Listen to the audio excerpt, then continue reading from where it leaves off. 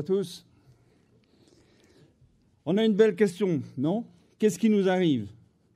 Ça vous intéresse d'avoir une réponse? Ou du moins des éléments de réponse? Eh bien, il nous arrive ça. On m'avait demandé d'être court, voilà, c'est fait. Alors, qu'est-ce que c'est qu'une bifurcation? C'est ça le mot important, évidemment. La physique des processus complexes connaît ce mot-là, c'est un mot technique très précis qui dit qu'à un moment donné, pour diverses raisons, un processus en cours peut changer sa logique interne. Bon, ça c'est expliqué de manière un tout petit peu compliquée peut-être. Plus simplement, je prends toujours le même exemple. Pour ceux d'entre vous qui ont déjà eu un enfant au moins, et pour ceux qui vont en avoir ou qui se souviennent de ce qui s'est passé quand eux étaient enfants, le fait d'avoir un enfant, le fait d'avoir la naissance du premier enfant, eh bien, il y a une chose qu'on sait ce jour-là. C'est qu'il y avait la vie avant, qu'il y aura la vie après, mais que ce n'est pas la même. Eh bien, c'est ça une bifurcation. Donc, une bifurcation, c'est un changement de logique. Et donc, ce que je vais évoquer aujourd'hui devant vous, c'est le fait que nous vivons une bifurcation du système socio-économique humain. C'est une idée qui est née, en fait, en tout début des années 80, en 1981-82. Donc, comme Greg l'a rappelé, je travaillais avec Ilya Prigogine, qui venait d'avoir son prix Nobel. Donc, c'est toujours intéressant, un prix Nobel, parce que c'est $1 million qui tombe. Donc, ça permet quand même d'envisager des beaux projets. Et donc, on a pu commencer à se dire comment les physiciens des processus complexes peuvent comprendre l'évolution du système socio-économique. Et donc, c'est à partir de là qu'est né, en fait, tout ce travail de prospective dont je vais vous parler aujourd'hui. Donc voilà, trêve de biveuser, rentrons dans la bifurcation. La bifurcation, changement de logique, très bien. La logique d'avant, on la connaît. On est dedans jusque-là, donc ça va bien. En revanche, la logique d'après, on aimerait bien savoir un tout petit peu de quoi elle est faite. Et cette logique d'après, il faut se méfier quand on en parle, parce qu'on pourrait très vite sombrer dans la science-fiction. Et donc, il faut essayer de garder les choses au plus près de la réalité et de faire un travail de scientifique et pas un travail de romancier. Alors, comment peut-on faire, méthodologiquement parlant? Eh bien, on n'a trouvé qu'un seul chemin. Pour pouvoir parler de la logique d'après, on a été voir des gens. Et ces gens sont les historiens. Et on a été voir les historiens en leur posant une question toute simple, en apparence. Est-ce que des bifurcations comme ça, il y en a déjà eu dans le passé ou pas? Si la réponse est non, le projet s'arrête. En revanche, si la réponse est oui, à ce moment-là, on peut aller chercher dans le passé ce que dans notre jargon on appelle des invariants et les amener dans le présent et voir ce qu'on peut en faire pour comprendre un peu mieux ce qui est en train d'arriver. Heureusement, les historiens nous ont dit oui, ce que vous appelez des bifurcations, il y en a régulièrement. Et on a été à la recherche de ça avec eux, de vous à moi. Essayez d'imaginer une équipe de physiciens et théoriciens rencontrant une équipe d'historiens professionnels, c'est une vraie aventure humaine. Mais fabuleuse. Alors, la première chose qu'on fait quand deux mondes se rencontrent, c'est de mettre au point un vocabulaire commun, n'est-ce pas? Et donc, le mot bifurcation, ça leur parlait pas trop. Et eux, ce qu'ils disaient, c'est un peu différemment. C'est un peu différent. Ils disent, en fait, l'histoire humaine n'est pas que cyclique, mais il y a des cycles dans l'histoire humaine. Et les cycles intéressants, c'est ce qu'on appelle les cycles paradigmatiques, pardon du mot. Alors, qu'est-ce que c'est qu'un paradigme? Le paradigme, c'est en fait les fondamentaux sur lesquels une société se construit et fonctionne pendant une période donnée. Si je dis quel est le paradigme européen aujourd'hui, quelques mots-clés du genre démocratie, économie semi-libérale, droits de l'homme, ce genre de mots-là suffisent à comprendre un peu dans quel genre de monde on fonctionnait. On comprend aussi que Socrate à Athènes ou du Guesclin pendant le Moyen-Âge n'avaient pas du tout le même paradigme pour fonctionner au quotidien. Donc les historiens nous disent il y a des cycles paradigmatiques. Un paradigme, c'est quelque chose comme tout ce qui existe, comme tout ce qui est vivant, ça naît, ça croît, ça arrive à maturité, ça décline et ça disparaît. Et ce qui est intéressant, c'est que la durée de vie d'un paradigme est à peu près constante, partout. On a regardé ça du côté de l'histoire européenne, mais aussi du côté de l'histoire chinoise, mais aussi du côté de l'histoire indienne, les trois grandes civilisations les plus anciennes. Eh bien, là, clairement, la durée de vie d'un cycle paradigmatique est d'environ 550 ans. Donc, les historiens nous disent, une bifurcation comme ça, il y en a une à peu près tous les 550 ans. Et vous savez, comme moi peut-être, enfin moi je le sais, je ne sais pas si vous le savez, c'est quand on dit à un physicien que quelque chose est constant, il est vraiment content, lui. Donc, au moins quelque chose.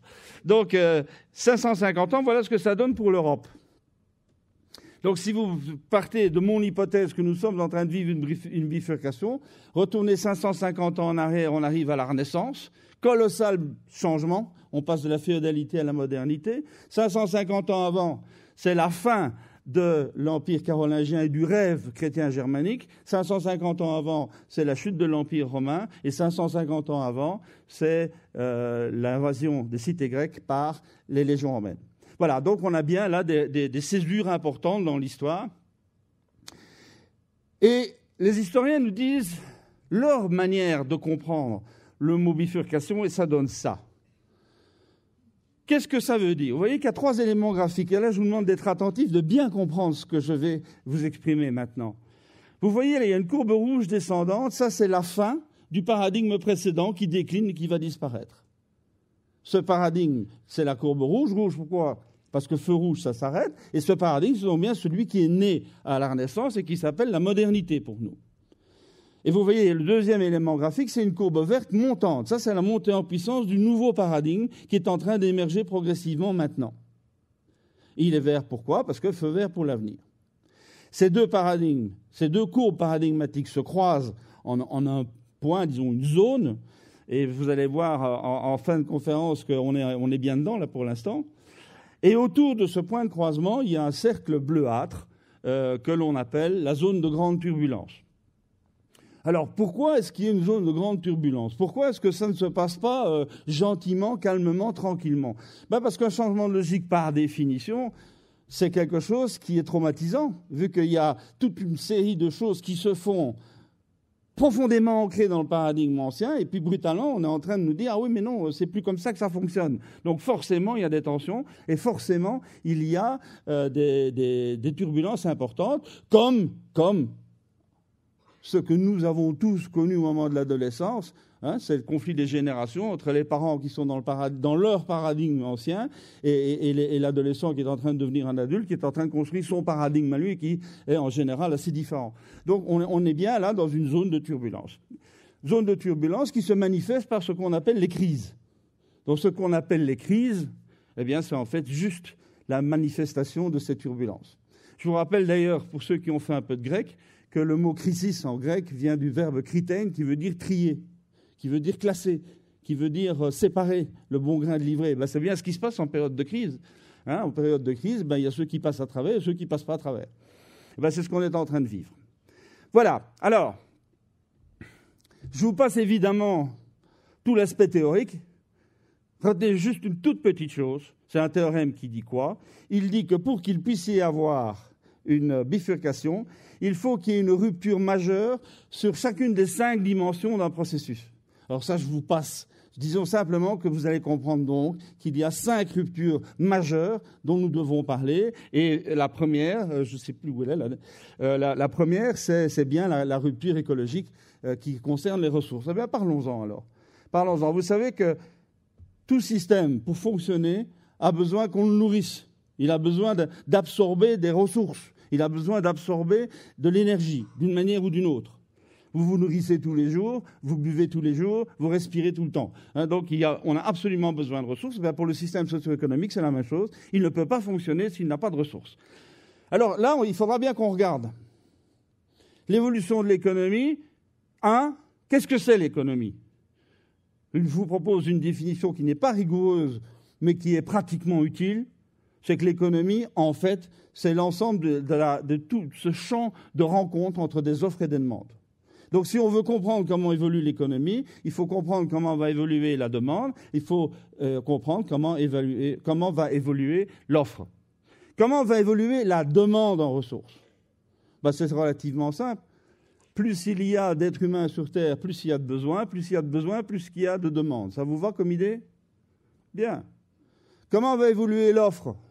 L'offre, pour offrir des solutions ou des utilités à ceux qui en demandent, il va bien falloir les fabriquer et les produire, et pour ça, on a besoin de ressources. Donc la capacité d'offre est corrélée à la capacité de ressources. Ça vous va toujours? On va regarder ce que ça donne d'un peu plus près. Comment va évoluer la demande? Comme la démographie. Très bien. Comment évolue la démographie? Comme ça. Moi qui ai fait beaucoup de mathématiques supérieures, je peux vous affirmer que ceci s'appelle une exponentielle vachement croissante. Juste pour fixer les idées, à la naissance du petit Jésus, en gros, nous étions 100 millions sur Terre. C'est-à-dire 1,5 fois la population de la France actuelle. 1 milliard en 1800, 1,7 milliard en 1900, on a passé les 2 milliards en 1926, semble-t-il, 6 milliards en 2000, 7 milliards et demi aujourd'hui, on dépassera probablement les 10 milliards en 2050. Quand on est un économiste un peu bonnet, on se dit, mais regardez ça, quelle croissance, c'est génial. La croissance augmente, la demande augmente, donc les marchés vont croître, donc c'est formidable. On a une économie en croissance garantie grâce à la démographie. Ça, c'est l'économiste bonnet qui dit ça. Parce qu'encore faut-il savoir que pour pouvoir assumer ça, il va falloir avoir les ressources qui vont avec, et on va voir que là, ça se complique un tout petit peu. Enfin, bon, toujours est-il, c'est que cette courbe-là, il faut bien l'avoir en tête. Il faut bien la comprendre. Du côté maintenant de l'offre en ressources. Les ressources, c'est 2 grandes catégories. Il y a les ressources dites renouvelables et les ressources dites non renouvelables. Ça vous va ?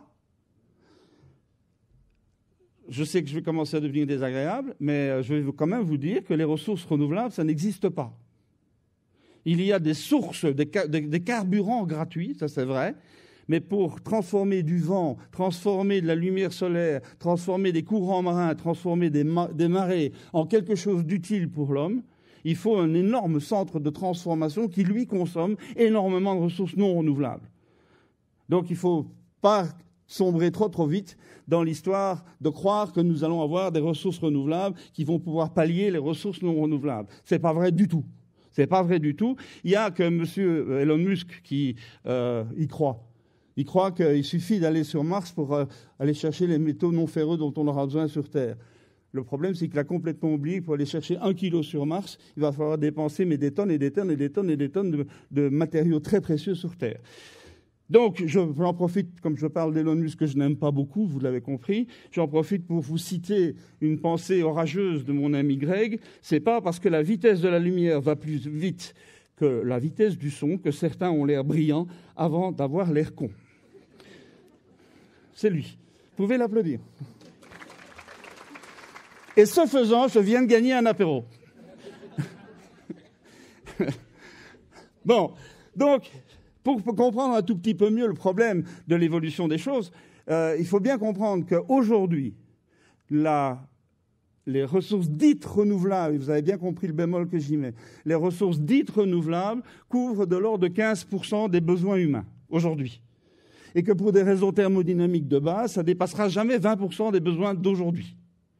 Donc ça veut dire que quand il n'y aura plus du tout de ressources non renouvelables, la question est posée, combien d'êtres humains pourront vivre décemment sur Terre ? Et là, j'ai eu la chance de pouvoir diriger un programme de recherche avec 5 centres de recherche indépendants les uns des autres, évidemment.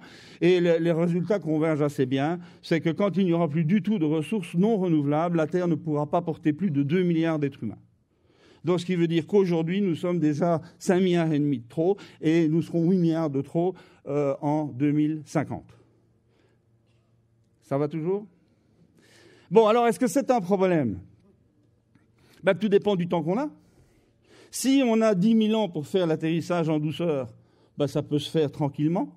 Si, en revanche, c'est demain matin, là, on est plutôt embêté. Alors, en fait, c'est ni l'un ni l'autre. Mais on ne sait pas. On ne sait pas modéliser ça. On a essayé, vraiment. On a essayé pendant presque 3 ans et on est arrivé à la conclusion que ce n'était pas modélisable pour des tas de raisons que je ne vais pas évoquer ici. Il n'empêche, on sait à peu près qu'on a 2 siècles devant nous pour atterrir en douceur, si on veut atterrir en douceur. Et si nous ne faisons pas le travail, la nature le fera à notre place et elle le fera de manière aveugle et brutale. Donc voilà. Il faut donc bien comprendre ce qui se passe au niveau des ressources non renouvelables. Et il faut placer ça dans le temps. Eh bien, là, il y a une astuce qu'on peut utiliser. Et cette astuce, elle est magnifiquement simple. La demande en ressources, c'est l'exponentielle croissante que vous voyez là. On est d'accord ? Et vous comprenez immédiatement que l'offre en ressources, elle ne peut faire que décroître. Vu que ce qui se renouvelle, donc ça reste à peu près constant, et ce qui ne se renouvelle pas diminue, je consomme. Donc la somme des deux, c'est une courbe décroissante. Et là, petit miracle mathématique, lorsqu'on a sur un même graphique une courbe croissante et une courbe décroissante, ça se croise. C'est chouette, hein ? Et ce point de croisement, c'est un point vraiment essentiel. Ce point de croisement, ça s'appelle le peak point, le point pic, je ne sais pas si on dit ça en français. Et le peak point, c'est très important d'en comprendre la signification. Tant qu'on n'est pas arrivé au peak point, ça veut dire que l'offre est supérieure à la demande, donc on est dans une logique apparemment d'abondance. Une fois qu'on passe de l'autre côté du peak point, c'est s'inverse évidemment. Ce qui veut dire que l'offre devient définitivement inférieure à la demande et nous entrons dans une logique de pénurie. Et ce point-là, ce peak point, il est où dans le temps? Eh bien, on peut le connaître assez bien. Vous savez pourquoi?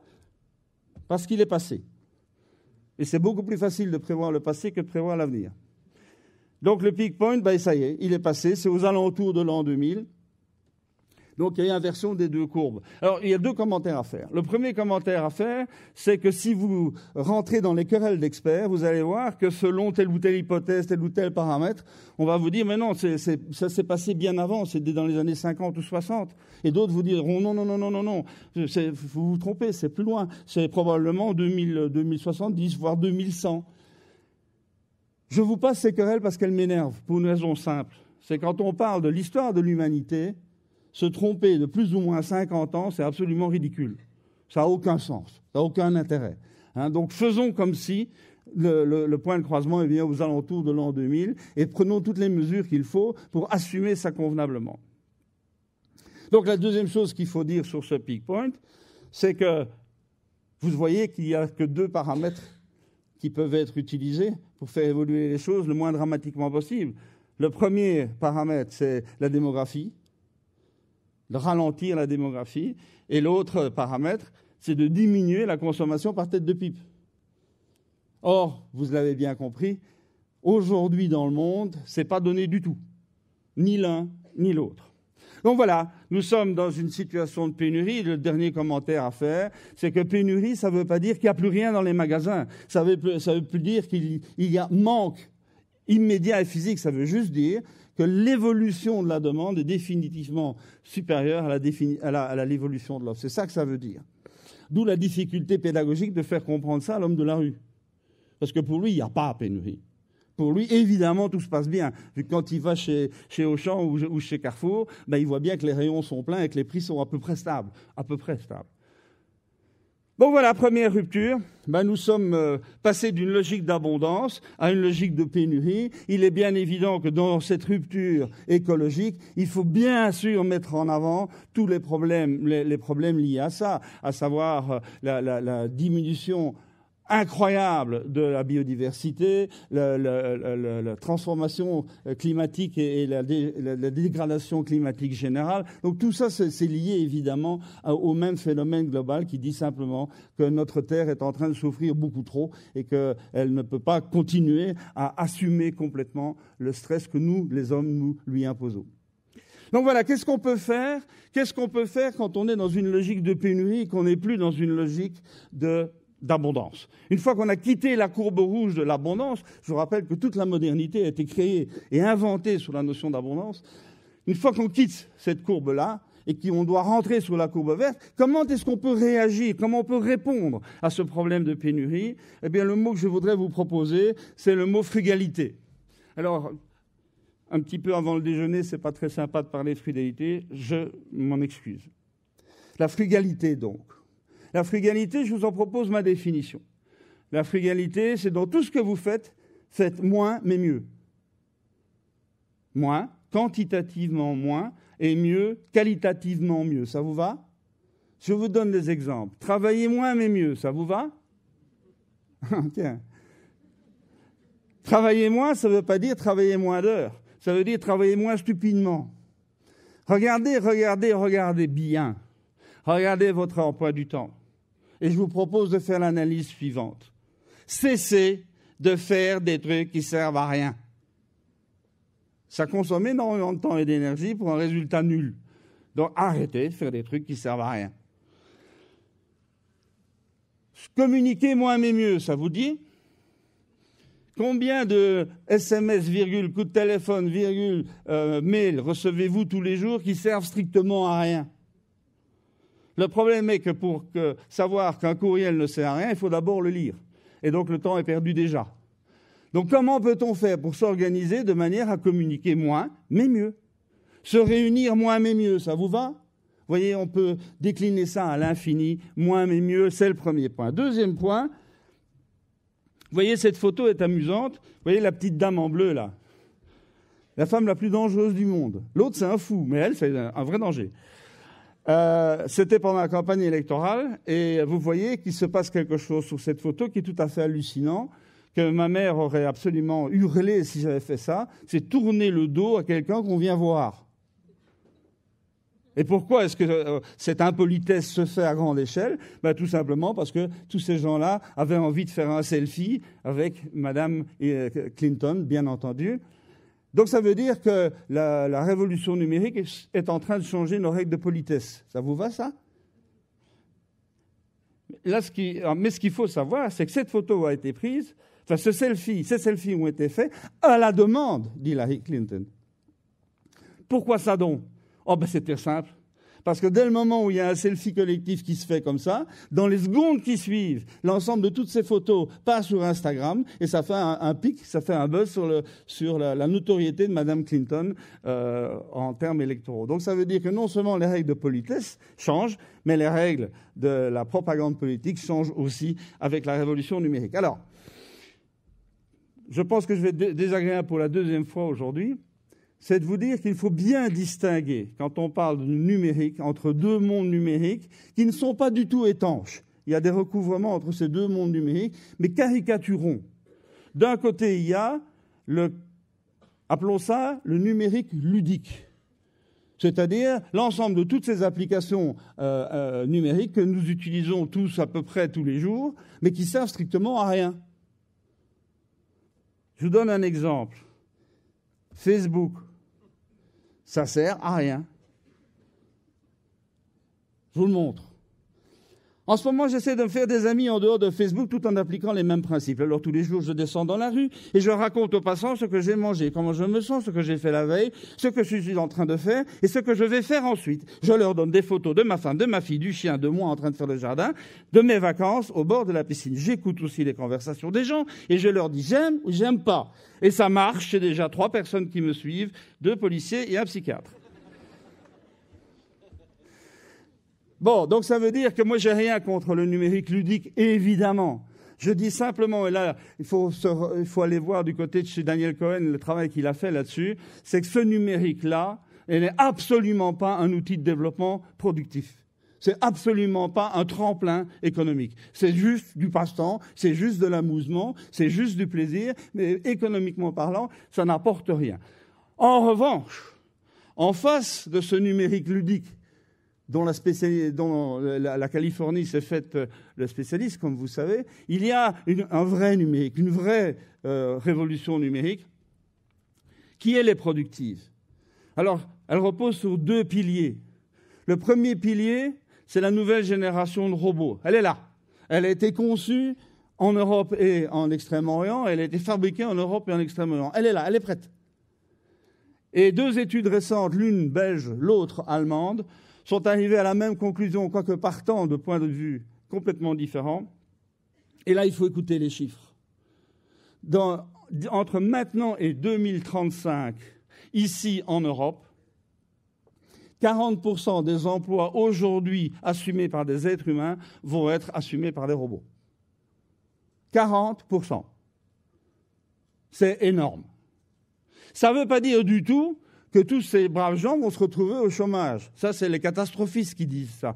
Ça dit simplement que nous devons complètement réorganiser notre manière de travailler et faire surgir de nouveaux métiers qui vont être axés sur ce que l'homme sait bien faire et ne plus s'acharner à faire ce que les robots font mieux que nous.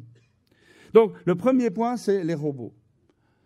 Changement radical de la structure du travail, avec en corrélation, et comme il y a beaucoup d'étudiants ici, retenez ce que je vais vous dire, avec comme corrélation fondamentale une disparition large du salariat et du contrat d'emploi.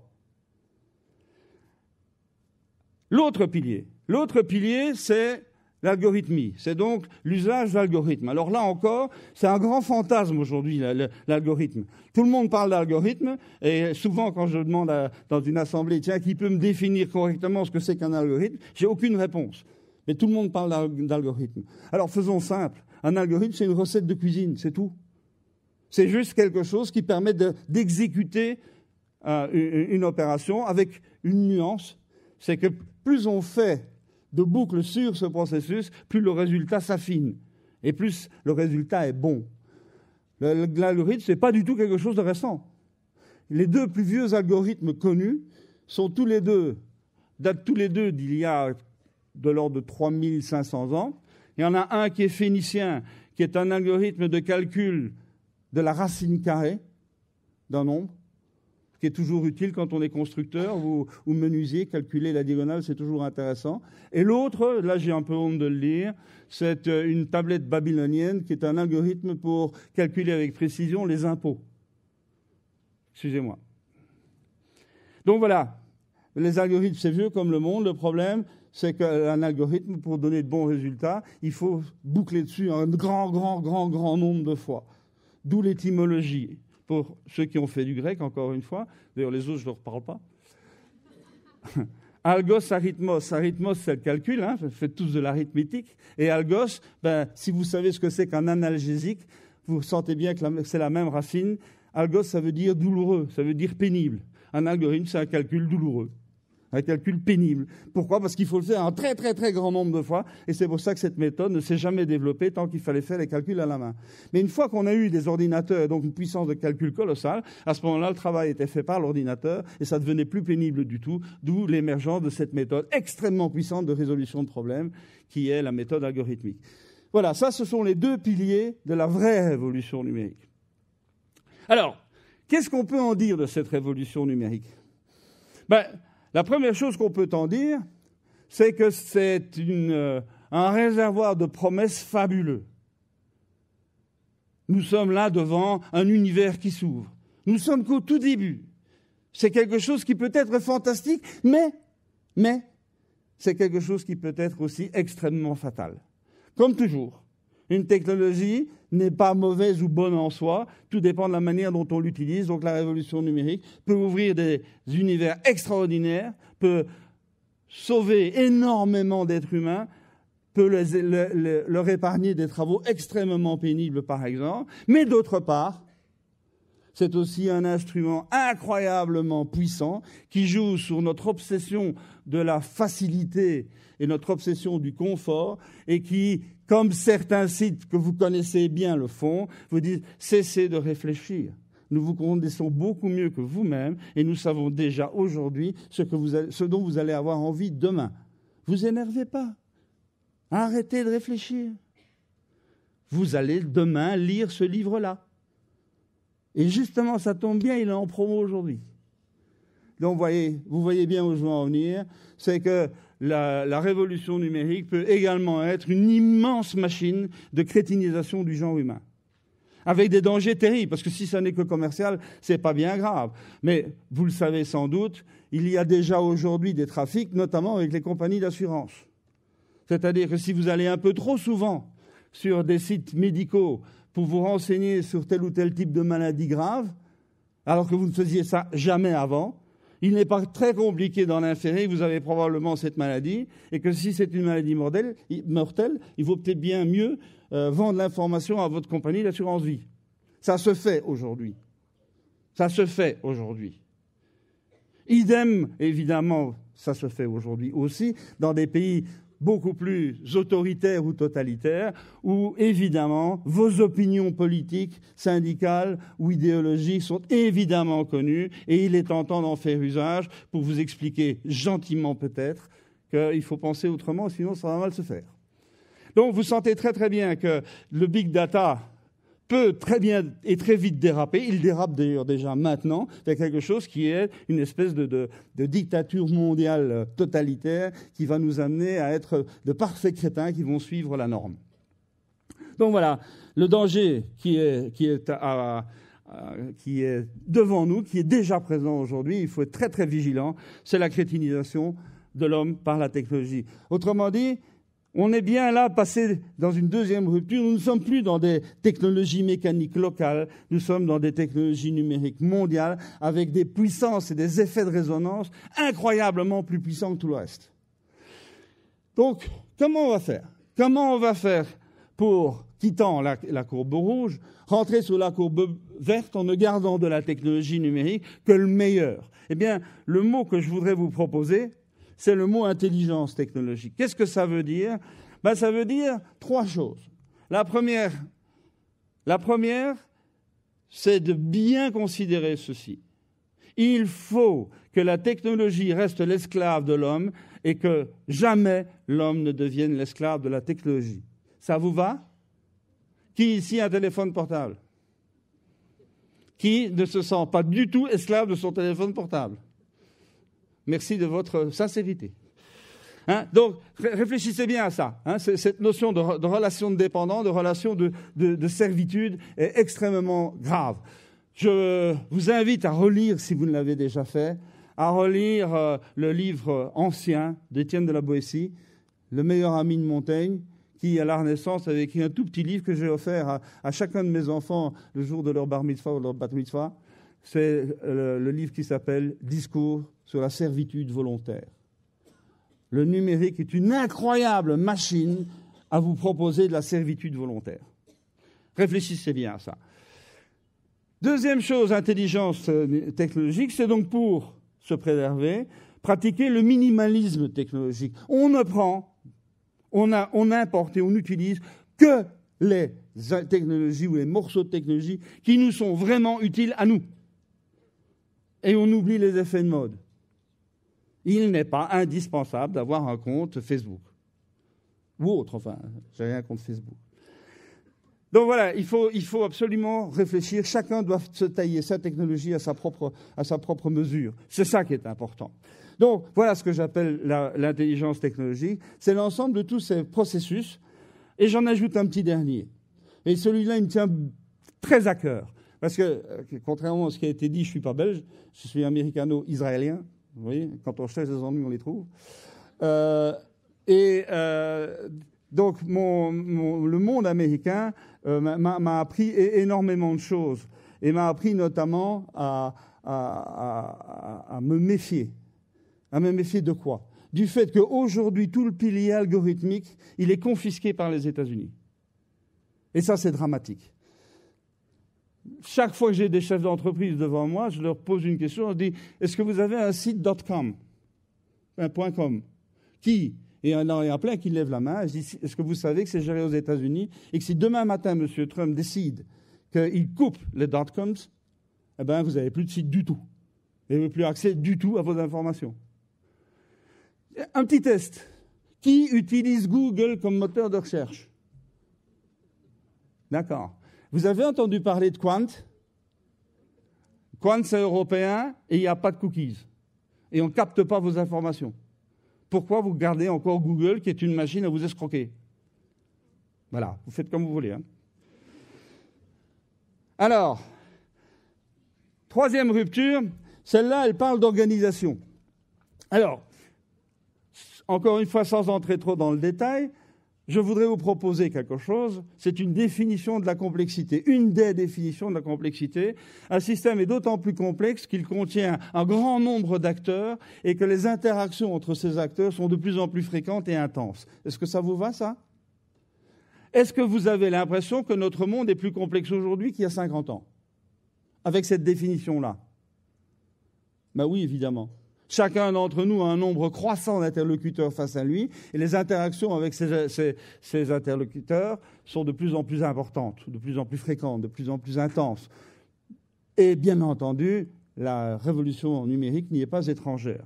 Donc, autrement dit, on est dans un monde de plus en plus complexe. Ça veut dire que la pression de sollicitation du monde extérieur sur nous-mêmes en tant que personnes ou sur nos organisations, entreprises ou universités, devient de plus en plus grande. Et il faut répondre à tout. Et on est dans un monde effervescent, on est dans l'instantané. Le temps a été aboli, l'espace a été aboli par la révolution numérique, et on a autour de nous que des gens qui trépignent et qui font des cacas nerveux si on ne leur répond pas tout de suite. Donc, autrement dit, la pression est très très forte. Elle est très très forte et ça veut dire quoi?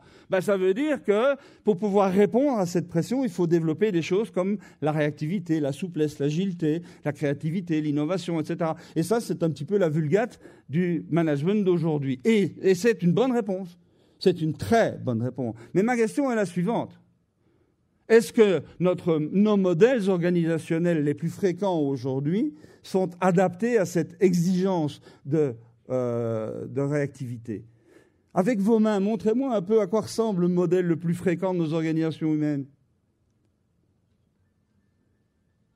Voilà. La pyramide hiérarchique. La pyramide hiérarchique, mais comme je suis matheux, moi j'appelle ça l'arborescence linéaire. Mais c'est juste la même chose en fait. Pourquoi donc, depuis des milliers d'années, dans toutes les contrées, les êtres humains se sont-ils organisés selon des schémas comme celui-là? Pourquoi cette arborescence linéaire, pourquoi cette pyramide hiérarchique est encore aujourd'hui le modèle dominant des organisations humaines? Et pas qu'humaines d'ailleurs, les vaches font la même chose et les poules aussi. Pourquoi? Eh bien, la réponse, elle est purement mathématique, figurez-vous. Ça, c'est la réponse au problème suivant. Comment faire pour relier entre eux tous les éléments d'un ensemble avec le nombre minimum de relations entre eux? C'est ça l'arborescence linéaire. Donc ça veut dire c'est l'organisation la plus pauvre en lien, la plus pauvre en relation, la plus pauvre en interaction. Ça vous va? Et donc vous comprenez que d'un côté, avec un monde qui est de plus en plus complexe et de plus en plus sollicitant, ce modèle organisationnel le plus pauvre en relation est forcément en décalage.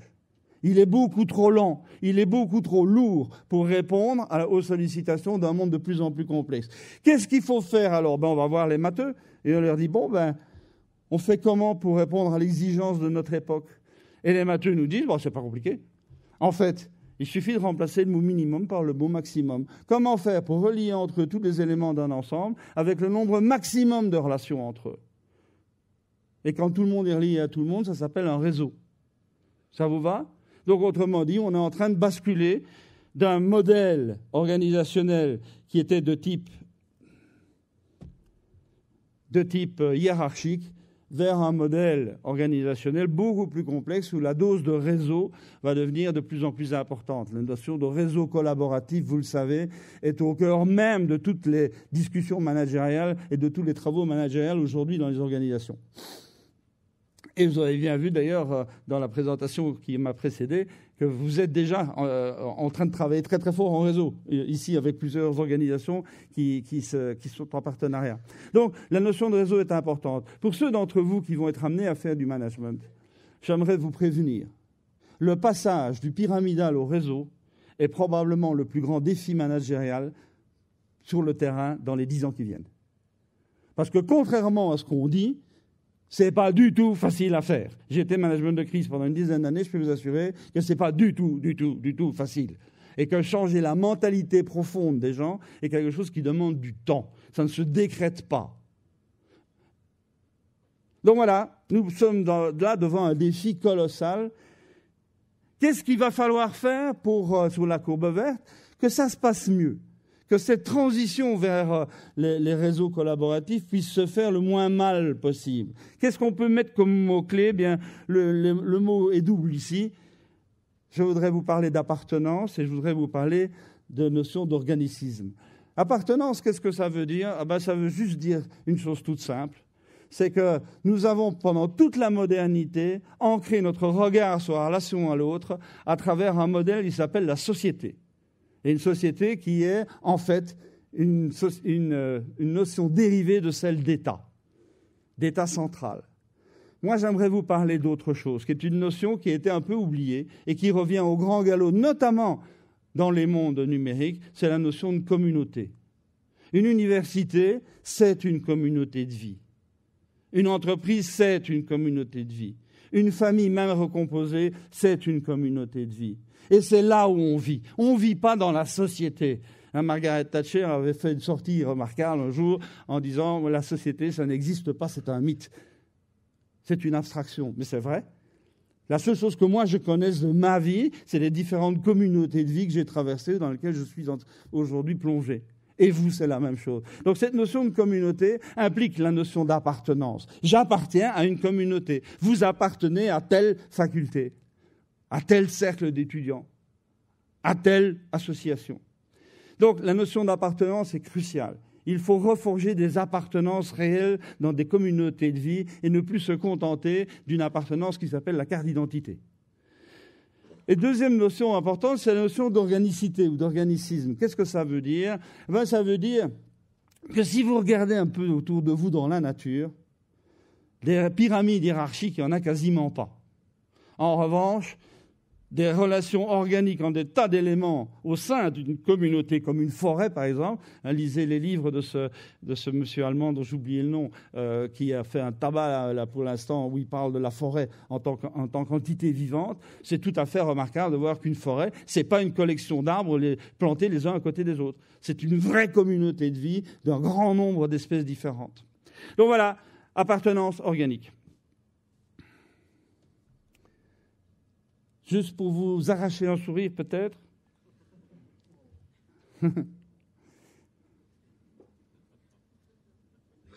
Ça vous va?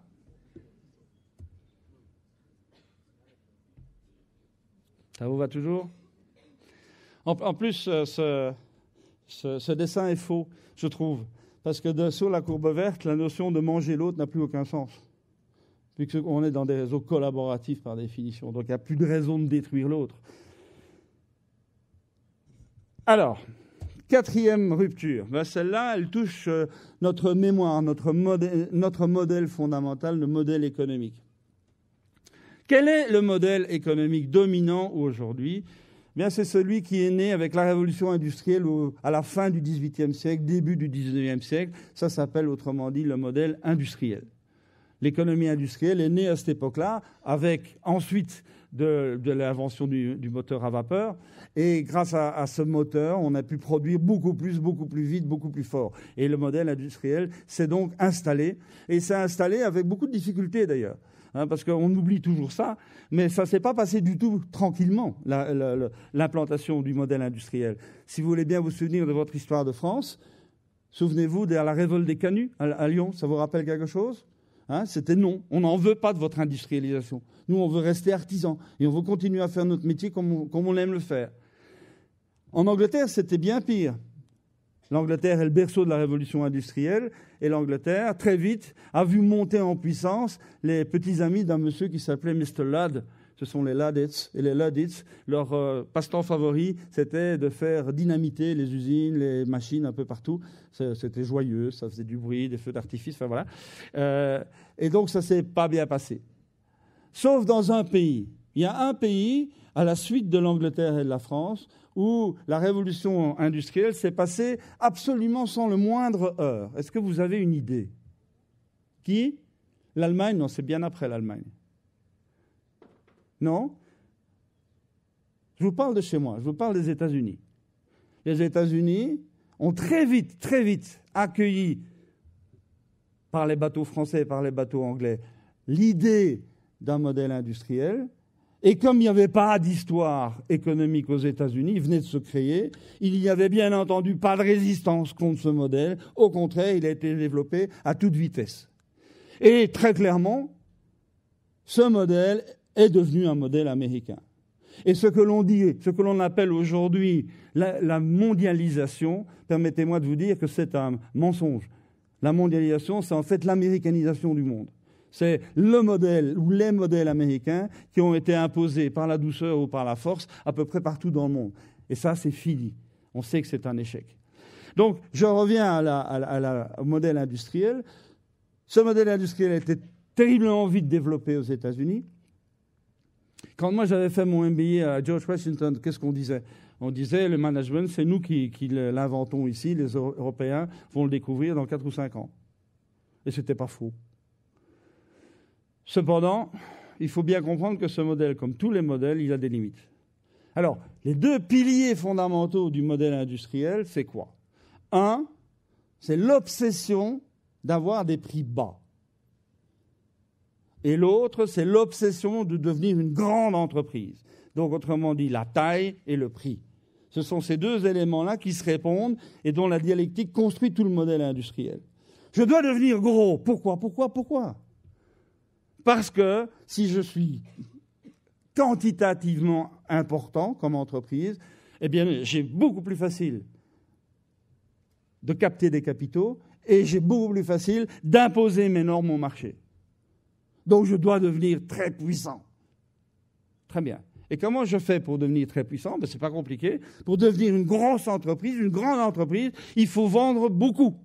Et pour vendre beaucoup, eh ben, il faut faire baisser les prix. Il faut avoir des prix de vente inférieurs aux prix de vente des concurrents. Et comment je fais pour avoir des prix de vente bas? Ben, je dois avoir des prix de revient encore plus bas. Et toute l'histoire du management au XXe siècle, ça a été une accumulation d'inventions qui avaient pour objectif majeur de faire baisser les prix de revient. Nous sommes en 1908. Henry Ford lance un modèle dont vous vous souvenez peut-être, qui s'appelle la Ford T, avec une idée derrière la tête qui est géniale. Il se dit, je vais faire une voiture tellement bon marché que tous mes ouvriers pourront s'en acheter une. Clientèle captive assurée. Et qu'est-ce qu'il dit, M. Ford, quand il lance la Ford T sur le marché? Je peux vous assurer que ce n'était pas du tout un monsieur rigolo. Hein. Henry Ford dit ceci, il dit, et la Ford T, vous pouvez l'acheter de la couleur que vous voulez à condition que ce soit noir. Pourquoi? Ben, il invente la standardisation. Évidemment, m'embêtez pas avec le choix des couleurs. Tout le monde s'en fout des couleurs. On va faire une couleur unique, comme ça c'est une chaîne de montage unique avec une seule opération de peinture. Et le problème est résolu, et comme ça les prix baissent, et vous pouvez vous en acheter une. Frédéric Taylor, un tout petit peu plus tard. Vous vous souvenez le taylorisme? Voilà. Surtout dans les ateliers ou dans les magasins, ne réfléchissez pas. On a payé un mec très très cher pour pondre des modes opératoires, appliquez-les. Chaque fois que vous ne les appliquez pas, il va falloir qu'on envoie quelqu'un pour rectifier le tir. Donc, si vous faites monter les prix de revient, ce n'est pas une bonne idée. Vous vous souvenez de Les temps modernes de Charlie Chaplin? Voilà, la mécanisation. Encore une invention. Etc., etc., etc. Je vous en passe, c'est des meilleurs. Il y en a une que j'aimerais souligner parce qu'elle est importante à notre époque. C'est la notion des économies d'échelle. Ça, c'est une astuce extraordinaire. Dans une entreprise, quelle qu'elle soit, vous avez des coûts fixes et des coûts variables. Ça vous va? Donc les coûts variables sont proportionnels à la production, les coûts fixes, ils sont là. Donc pour que les coûts fixes aient l'impact minimum par unité produite, il faut produire beaucoup. Ça vous va? Numérateur est constant, donc plus le dénominateur est grand, plus le rapport est intéressant. Donc il faut produire beaucoup. Donc pour ça, je dois augmenter ma capacité de production. Donc pour ça, je dois investir. Donc pour ça, je dois avoir accès aux capitaux. Donc pour ça, je dois les rémunérer de manière attractive. Ça s'appelle le capitalisme. Et j'ai aucun problème avec ce mot-là. Continuons l'histoire. On arrive à la fin des années 70, début des années 80. Et là, il y a deux dérapages majeurs qui se mettent en place, dont nous payons le coût aujourd'hui.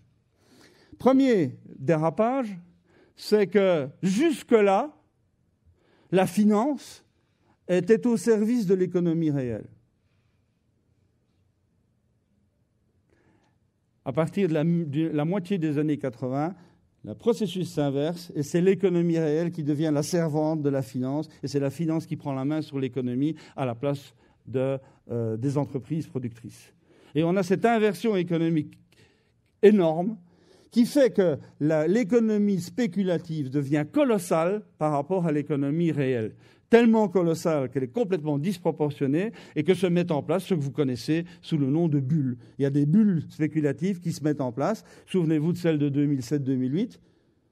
Ben ça, c'est de la roupie de Sansonnet par rapport à ce qui nous attend dans 2 ans, dans les 2 ans qui viennent.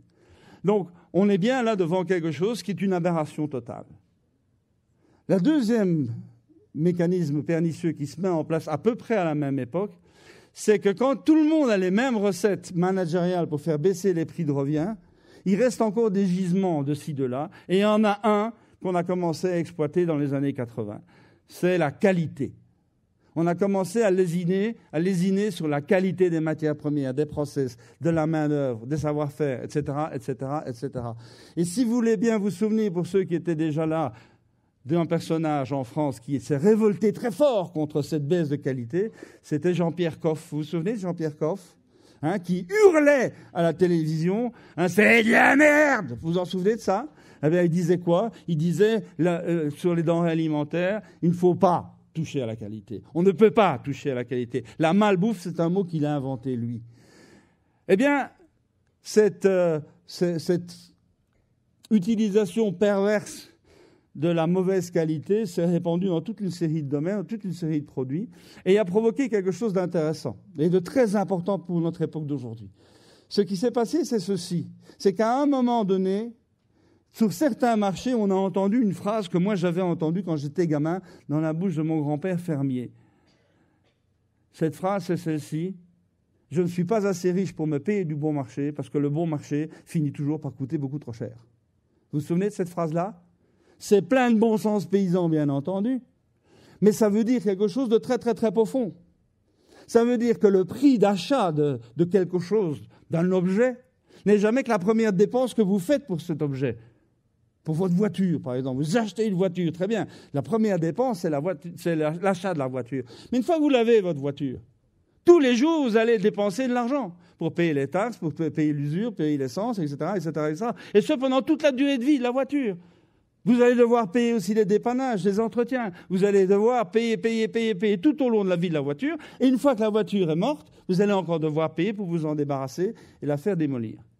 Si vous raisonnez comme un paysan et pas comme un consommateur, vous vous dites, mais moi, le prix d'achat, c'est un premier paramètre. Moi, ce qui m'intéresse, c'est que la totalité des dépenses que je vais faire sur ma voiture pendant toute la durée de vie de la voiture soit la plus faible possible par rapport à l'utilité que j'en ai. Ça vous va, ça ? Mais on n'est plus du tout dans la même logique économique.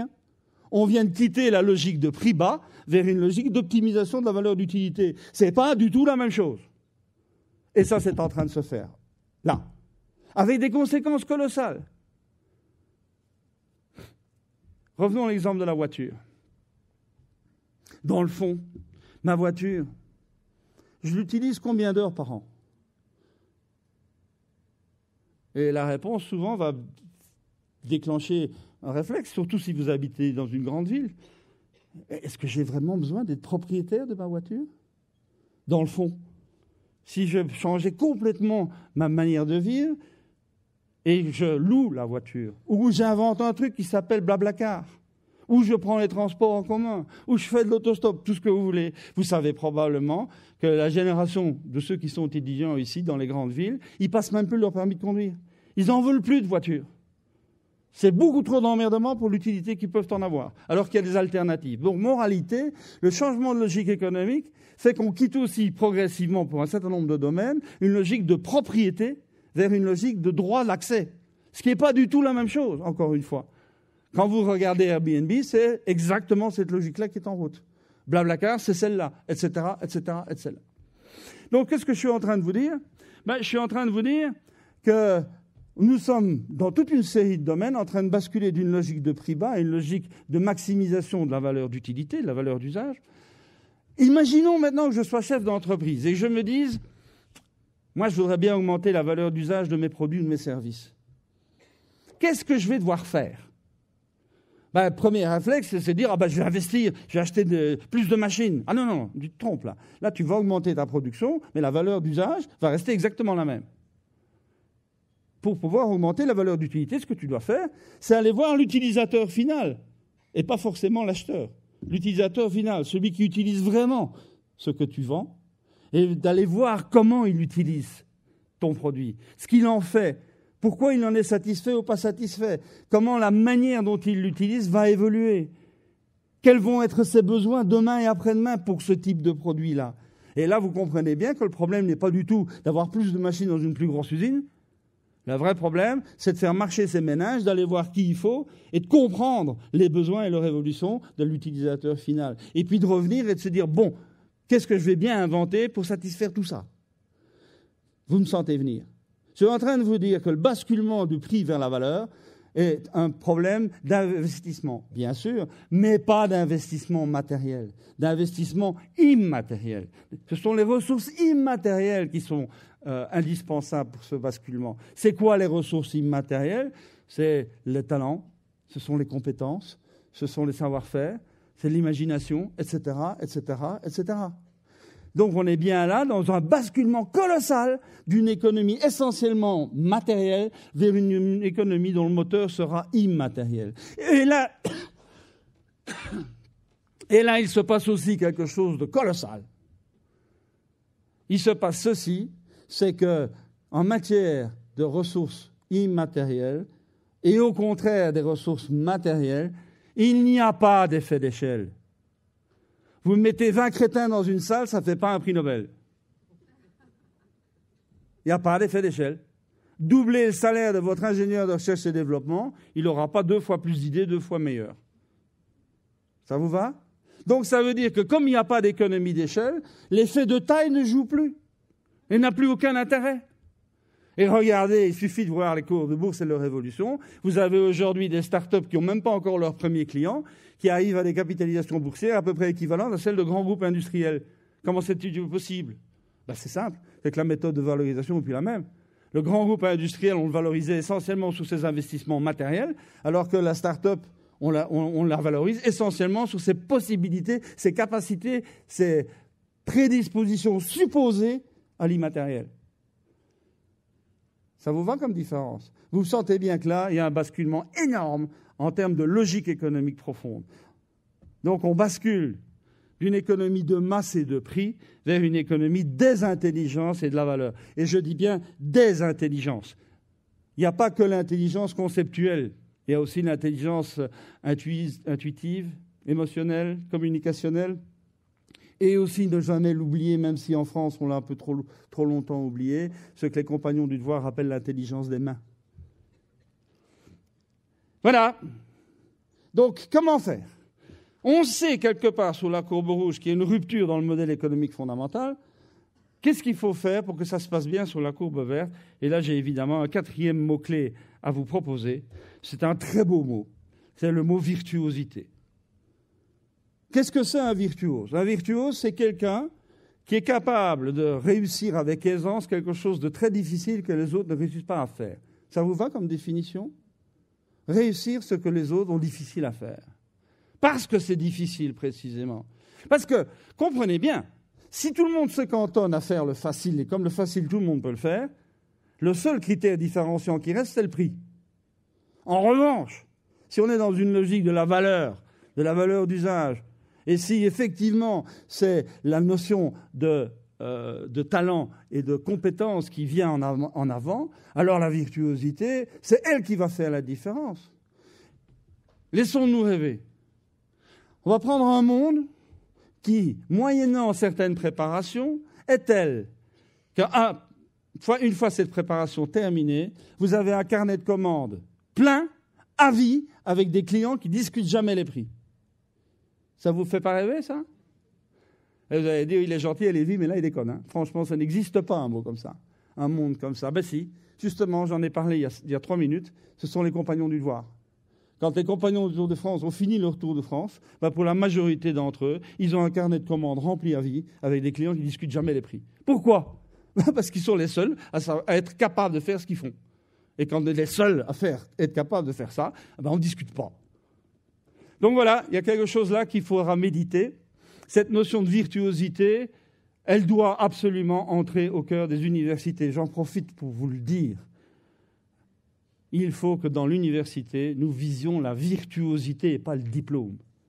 Le diplôme ne signifiera plus rien dans quelques années. La virtuosité, c'est à vie. Ça fait du bien de le dire, non? Alors, dernière rupture, celle-là, j'ai pris comme illustration ce joli dessin. Pour ceux qui ont un peu de culture artistique, vont se rappeler que c'est en fait un croquis d'une statue connue qui est L'homme qui marche de Giacometti. Et c'est parce que je voudrais vous poser une question que j'ai mis cette illustration-là. Qu'est-ce qui vous fait marcher? Pourquoi vous vous levez le matin? Pourquoi est-ce que vous ne prenez pas au sérieux la question que Albert Camus posait en disant « La seule et unique question philosophique est celle du suicide. Pourquoi continuez-vous à vivre ?» Qu'est-ce qui vous fait vivre? Quelle est la bonne raison que vous vous donnez de vous lever le matin? Quelle est la bonne raison que vous vous donnez de faire ce qu'il y a à faire? Voilà. Et c'est là où je voudrais parler de la dernière révolution. C'est que cette raison de vivre, cette raison de se lever le matin, elle a changé assez radicalement. pour vous parler 2 secondes de ma petite enfance. Je n'ai pas connu mon papa qui est mort 2 mois avant ma naissance. Et ma maman a galéré comme pas possible. Elle était la dernière survivante de la Shoah de sa famille. Et donc, elle a galéré avec un gamin, quoi. Vraiment, c'était dur pour elle. Et c'était tellement dur qu'elle répétait souvent, quand j'étais plus grand, une phrase que j'ai gardée vivante dans ma tête. Ma mère me disait, « Marco, tu dois réussir dans la vie. Tu dois réussir dans la vie. » Pour elle, ça veut dire pour ne pas être dans la galère dans laquelle je suis moi. Tu dois réussir dans la vie. Et pour réussir dans la vie, il n'y a pas 1000 secrets. Il faut étudier beaucoup, il faut travailler beaucoup. C'est par l'étude et par le travail qu'on réussit dans la vie, et tu dois réussir dans la vie. Est-ce que je suis le seul à avoir entendu ça? Non, hein? En revanche, moi j'ai 6 enfants. Oui, malgré la démographie galopante, oui, je sais. J'ai 6 enfants, mais à l'époque, je ne savais pas que la démographie était galopante. Le dernier, il a 18 ans. Et quand je lui raconte ce que ma mère me disait à moi quand j'étais gamin, eh ben, vous savez quoi? Il est mort de rire. Alors, c'est pas que mon fils est idiot, avec le père qu'il a, vous savez bien. Mais qu'est-ce qu'il me dit? Il me dit, papa, moi, mon problème, c'est pas de réussir dans la vie. Mon problème, c'est de réussir ma vie. C'est pas la même chose. Je suis bien d'accord. Ce à quoi je lui réponds malicieusement que c'est beaucoup plus facile de réussir sa vie quand on a un père qui a réussi dans la vie avant. Enfin bon, c'est malicieux. C'est pas beau. Je sais. Alors, en fait, vous avez compris où je veux vous amener. C'est que nous sommes des enfants d'une philosophie de la vie qui est la philosophie de la réussite. Il faut réussir. Que ce soit dans la vie ou que ce soit la vie, il faut réussir.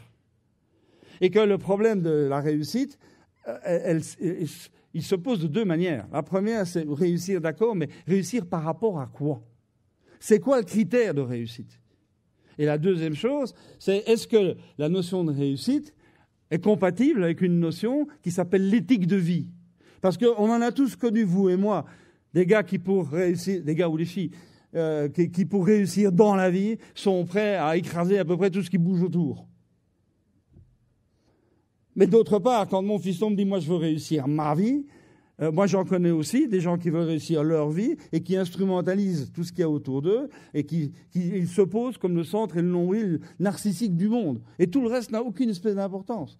Donc vous sentez bien qu'il y a 2 questions qui se posent. Quel est le critère de réussite d'une part, et d'autre part, quelle est la manière éthique de gérer cette notion de réussite. Donc moi je voudrais à ce moment-là vous proposer, sur la courbe verte, une manière de sortir de cette notion de réussite qui est terriblement égocentrée. Hein. Et vous sentez bien qu'il y a une espèce de contradiction interne colossale. D'un côté, je dis, nous devons de plus en plus travailler en réseau collaboratif. Comment on peut faire pour travailler en réseau collaboratif avec des mecs qui sont absolument autocentrés et nombrilistes? Pas facile, hein? Donc, autrement dit, la question se pose. Et cette question, je voudrais vous en proposer une réponse. Mais je sais que je suis en France, donc je vais prendre des précautions. Le mot que je voudrais vous proposer, c'est le mot spiritualité. Mais immédiatement, je le pose en tant que philosophe, en disant, je ne vous parle pas du tout de religion ici. On est bien d'accord? Ce n'est pas la foi religieuse que j'évoque, c'est la spiritualité, c'est-à-dire quoi? C'est-à-dire, en fait, l'ensemble de toutes les démarches qui nous permettent de donner du sens et de la valeur à ce que nous sommes, à ce que nous faisons, à ce que nous devenons. Sens et valeur. Donner du sens, c'est donc répondre à la question du pourquoi, en 2 mots. Et de la valeur, c'est qu'est-ce qui vaut la peine. Et là, je pense qu'il y a quelque chose qui est en train de se passer qui est tout à fait passionnant. C'est que la notion de réussite, qui est en fait une notion tout à fait personnelle, je réussis dans la vie ou ma vie ou ce que vous voulez, mais je réussis. On est en train de voir de plus en plus monter un autre regard sur la vie qui me plaît beaucoup. C'est que réussir dans la vie ou réussir ma vie, ce n'est pas le but. C'est éventuellement la conséquence. Mais la conséquence de quoi? La conséquence du fait que je me mets au service de quelque chose qui me dépasse. Et là, on commence à faire de la belle philo. On commence à sortir de l'individu et à voir qu'au-delà de l'individu, il y a des choses magnifiques autour de nous. Ça peut s'appeler la vie avec un grand V, ça peut s'appeler l'esprit avec un grand E, et se mettre au service de ce qui nous dépasse est la meilleure manière de s'accomplir soi-même et donc, par voie de conséquence, de réussir sa vie. Et là, je pense que ça vaut la peine de méditer cela. C'est une bifurcation colossale. Voilà, je suis à peu près au bout.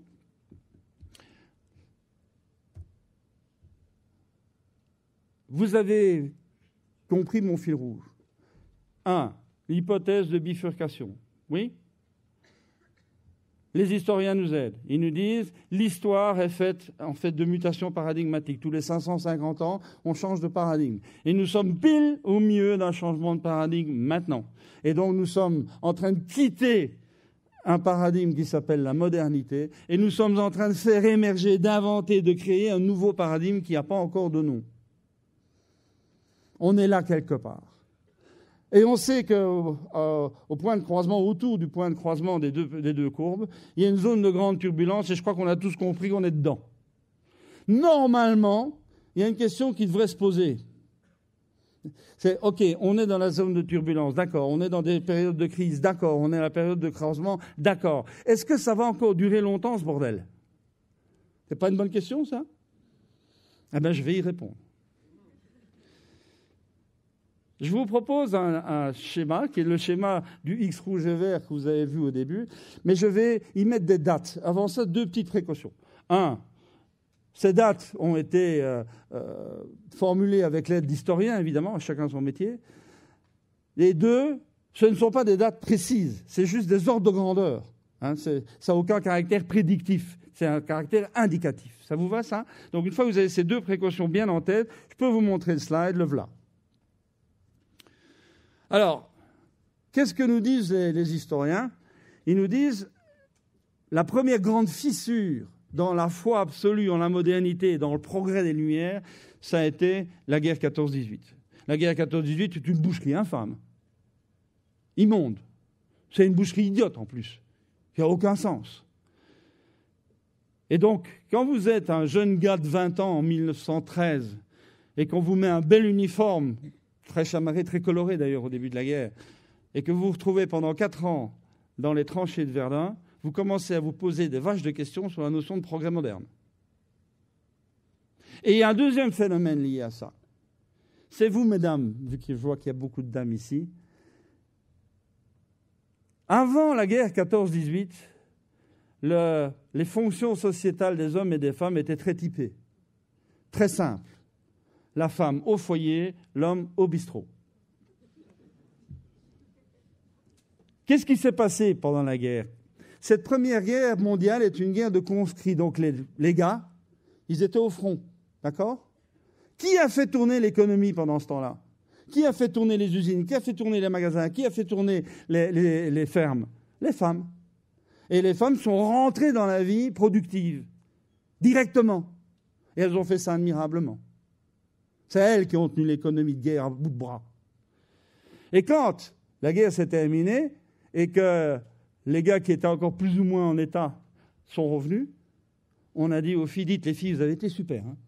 Alors là, bien, mais maintenant, vous retournez dans vos pénates, d'accord ? Et les filles ont dit quoi ?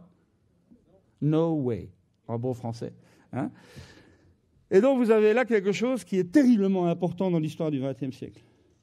C'est justement ces femmes qui, à ce moment-là, ont dit non, on ne retourne pas en arrière. La réalité historique est irréversible. Et on voit 2 phénomènes intéressants, d'ailleurs. Dans les pays anglo-saxons, on voyait la montée en puissance des suffragettes. Et en France, il y a un personnage qui, pour moi, est le symbole parfait de cette transformation de la femme. Tout début des années 20, nous avons la garçonne. Vous vous souvenez, la garçonne ? Elle se coupe les cheveux très courts, inconcevable. Elle raccourcit les robes, elle jette ses corsets par-dessus la haie, et donc manifestement, elle se réapproprie sa propre esthétique, son propre mode de vie, sa propre personnalité. Et donc là, voilà, ça y est, il y a quelque chose de fondamental qui a changé. Alors, je continue avec mes historiens. Les historiens me disent, entre le moment où on quitte la situation d'équilibre d'avant et le moment où on arrive à la situation d'équilibre après, en gros, il s'écoule 150 ans. Ben, prenez la guerre 14-18 plus 150 ans, vous arrivez aux alentours de 2070. Encore une fois, si c'est 2080, personnellement, je m'en fous. Hein. Donc, on est bien dans l'histoire longue. C'est ça qui est important. C'est une histoire de plusieurs générations. C'est pas l'actualité qui fait la bifurcation paradigmatique. C'est un processus très, très long, très, très profond. Point de croisement. point de croisement, on est dedans. Et là, je ne vais pas l'évoquer ici, mais d'autres modèles, d'autres considérations, d'autres simulations montrent que là, maintenant, nous vivons techniquement, on appelle ça une haute densité de rupture, là, pour l'instant. Je ne sais pas si vous suivez un peu l'actualité, mais c'est en train de péter dans tous les sens, là, pour l'instant. Et surtout sur ce qu'on ne dit pas, à savoir l'immense fragilité du système monétaire et du système financier international. Donc ça, c'est maintenant. On est là-dedans. Et la zone de grande turbulence, maintenant, là encore, les historiens nous disent, la zone de grande turbulence, en gros, statistiquement, c'est un bon demi-siècle. Et puisqu'il faut bien le faire démarrer quelque part, faisons-le démarrer dans les années 1970 pour différentes raisons. Je vous donne juste quelques exemples comme ça. 1973, 1979, première crise pétrolière, vous en souvenez peut-être pas. Ça a été une baffe colossale. Jusque-là, personne ne s'inquiétait du tout des problèmes d'approvisionnement en énergie en général ou en ressources. Brutalement, les choses ont changé. Brutalement, on s'est rendu compte que nous vivions sur une planète qui avait un volume fini de ressources. C'est aussi le début de l'écologie au sens intelligent du terme. Autre exemple des années 70, ça aussi on l'a oublié, mais c'est aux alentours de 1973 que l'informatique de gestion débarque dans les entreprises. Avant ça, l'informatique, c'était un outil de calcul réservé aux scientifiques dans les universités. Et puis, brutalement, on invente un truc qui s'appelle le COBOL. Et le COBOL est un langage qui permet de traiter des gros fichiers particulièrement bien adaptés pour la gestion des entreprises. Moi, je l'ai bien vécu, cette période-là. Je peux vous assurer qu'on a dû, en quelques années, réinventer complètement le fonctionnement des entreprises. Ça a été colossal comme changement. Alors maintenant, on est tellement habitué qu'on n'y pense même plus. Mais ça a été colossal. Donc voilà de bonnes raisons de dire que quelque part, vers le milieu des années 70, il se passe des choses vraiment profondes. Et on ajoute 50 ans et on arrive à se dire qu'on sera peut-être sorti de la zone de grande turbulence vers 2025. Si c'est 2030, encore une fois, il n'y a rien de cassé. Mais ça peut être demain aussi. Alors voilà, maintenant on va arriver à la conclusion de la conclusion, et là j'aimerais vraiment votre attention. Je ne sais pas par quel bout le prendre, alors prenons-le par le bout de la physique, si vous voulez bien. La physique de processus complexes dit ceci: quand un système atteint une certaine taille, il fait émerger de lui-même ce qu'on appelle les sous-systèmes de régulation. Vous allez comprendre ça très vite. Nous sommes 2-3 copains à créer une petite boîte dans un coin. Le matin, tous les matins, à 8 heures du matin, on va se retrouver, on va boire le café ensemble et on va régler les problèmes de la petite boîte. On est d'accord ? Mais si on devient 5, ça reste toujours OK. Ça devient 10, ça devient plus difficile. Quand ça devient 20, 25, 30, c'est quasiment impossible. Et à ce moment-là, on va commencer à injecter là-dedans des sous-systèmes de régulation, en l'occurrence des outils de management. On va faire des descriptions de rôle, on va faire proclamer des missions, on va commencer à faire des budgets, on va commencer à faire des plannings, etc., etc., etc. On va injecter du management dans l'entreprise. Il faut donc ces sous-systèmes de régulation pour garantir la pérennité du système. Ça vous va, ça ?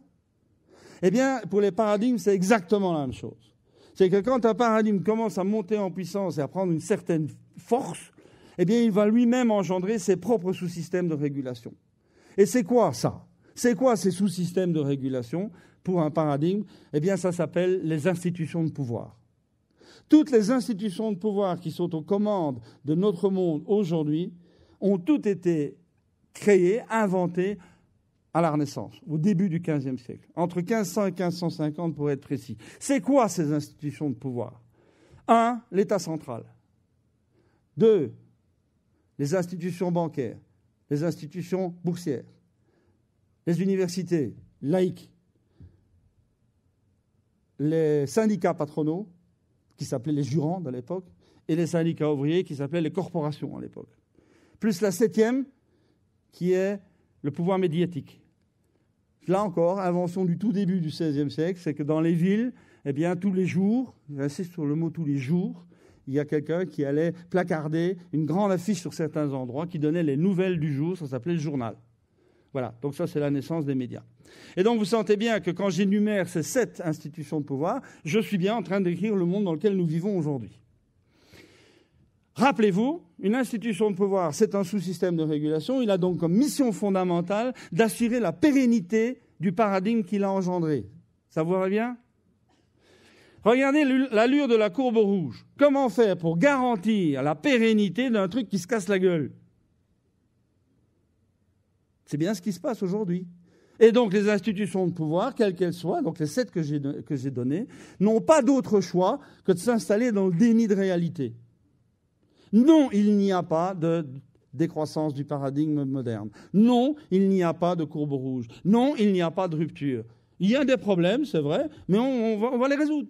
Pas de problème. Nous, on est là pour l'éternité. C'est le discours d'un Trump aux États-Unis. Le modèle ne changera pas. Et on va revenir au modèle pur et dur. Mais il n'y a pas qu'aux États-Unis avec Trump que ça se dit, ça. Donc, autrement dit, on est bien dans le déni de réalité. Il n'y a pas cet autre monde, il n'y a pas cet autre paradigme qui, soi-disant, serait en train de prendre la place. On n'a jamais vu une institution de pouvoir scier la branche sur laquelle elle était assise. Jamais. Donc, une institution de pouvoir, qu'elle soit de gauche, de droite ou d'ailleurs, elle veut garder le paradigme qui lui a donné naissance. Le garder intact. Et ça n'est pas possible. L'histoire est irréversible.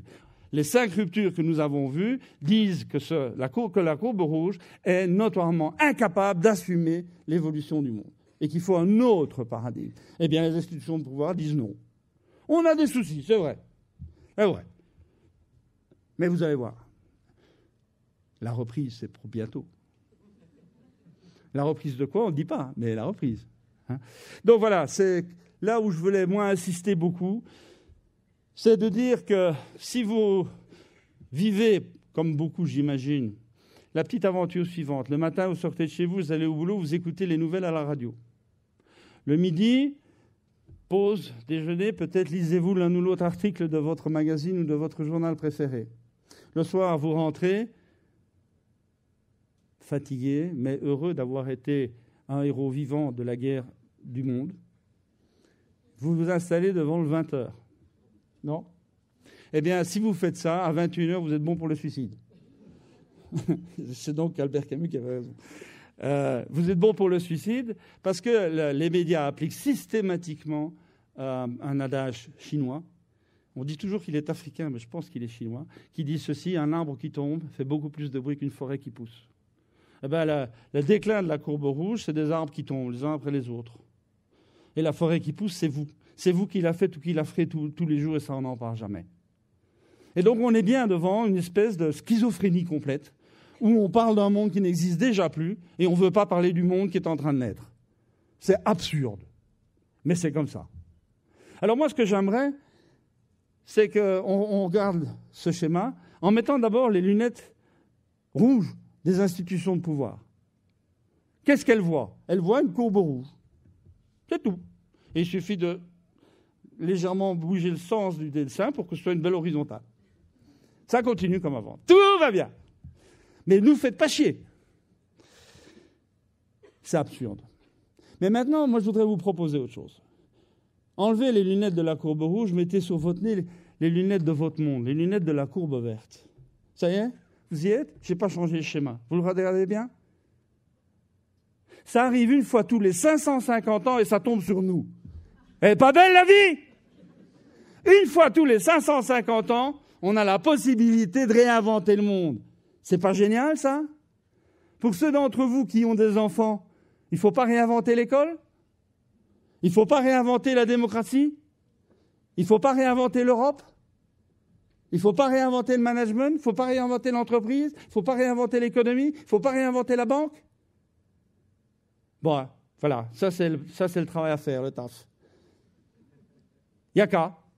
Maintenant, je voudrais vous mettre en garde. Je voudrais vous mettre en garde sur quelque chose de très important. C'est que quand on est sur un paradigme déclinant, le mode opératoire est ce qu'on appelle en anglais top-down. C'est-à-dire que le problème est posé en haut, résolu en haut, et les solutions dégoulinent le long de la pyramide jusqu'à atteindre les pecnos que nous sommes. Ça, c'est le mode de fonctionnement centralisé. Le jacobinisme français est très très fort là-dedans. La construction de la courbe verte, en revanche, c'est juste le contraire. La construction de la courbe verte, c'est un phénomène bottom-up. Ça veut dire que le but du jeu n'est pas de changer le monde. Le but du jeu, c'est chacun d'entre nous change son monde. On a la responsabilité de l'avenir du monde pour nos enfants. Nous devons réinventer notre monde. Et progressivement, l'ensemble de toutes ces initiatives va converger pour former plus tard la courbe verte. Pour l'instant, nous avons, chacun d'entre nous, le devoir, par rapport à nos enfants et à nos petits-enfants, de créer notre courbe verte, en appliquant les 5 mots-clés que je vous ai dit tout à l'heure. Frugalité, intelligence technologique, virtuosité, réseau et spiritualité. Donner du sens et de la valeur. Ça vous va? Ben voilà, il n'y a plus qu'à. Donc, moi, ce que j'aimerais vous proposer, c'est de réfléchir à ça. Et sachant que vous avez tous votre courbe verte à créer, c'est la vôtre, pas celle des autres. C'est la vôtre, de votre monde, avec ceux qui vous entourent, avec votre communauté de vie. C'est vous, c'est là que ça se passe. Donc moi, ce que j'aimerais alors, c'est terminer par une photo qui m'est chère et qui est devenue un peu ma mascotte, mais elle a été prise en Angleterre, donc forcément, les Anglais ont la mauvaise habitude de tout écrire en anglais. Je ne sais pas si vous avez remarqué. Sorry for the inconvenience, we're trying to change the world. Donc désolé pour le dérangement, on est juste en train d'essayer de changer le monde. Je sais que vous le faites tous les jours et pour les étudiants, je sais que vous continuerez à le faire. Et mes petits-enfants et moi, vous en remercie du fond du cœur.